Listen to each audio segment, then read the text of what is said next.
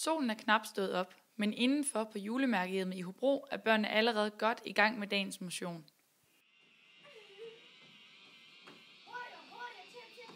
Og ifølge forstander Lise Claesson er altid motion og forskellige aktiviteter en vigtig del af opholdet for børnene her på stedet. Noget af det, vi lægger vægt på, mens man er her, det er, at man får mulighed for at stifte bekendtskab med så mange som mulige former for motion, aktiviteter, lege, kreative værksteder og måder at være sammen på som muligt.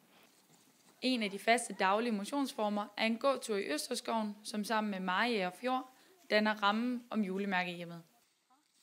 Vi er ude at gå en tur, en morgentur. Det er hyggeligt og sjovt. Og gåturen er bestemt ikke det eneste, børnene kan foretage sig i løbet af en dag her på julemærkehjemmet.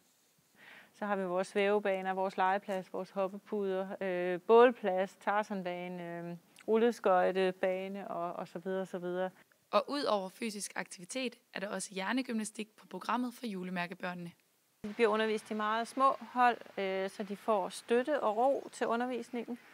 Når man så ikke lige er i skole, så laver man oftest nogle kreative ting på værkstederne her, som man laver sammen med de børn på stuen, som heller ikke lige bliver undervist der. Men selvom dagene er fyldt med leg og motion med en masse ligesindede, kan der være store udfordringer i at være barn på et julemærkehjem.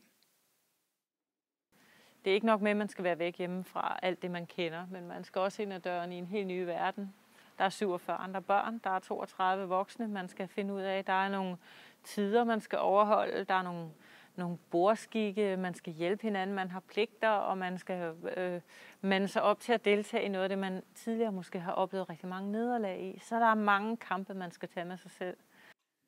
På trods af de mange udfordringer, mener Lise Claesson dog, at resultatet for børnene i sidste ende er kampen værd. Jeg kan også se nogle unger, som bare kan langt mere, end de kunne, da de kom. Både mentalt og fysisk. Det synes jeg er imponerende.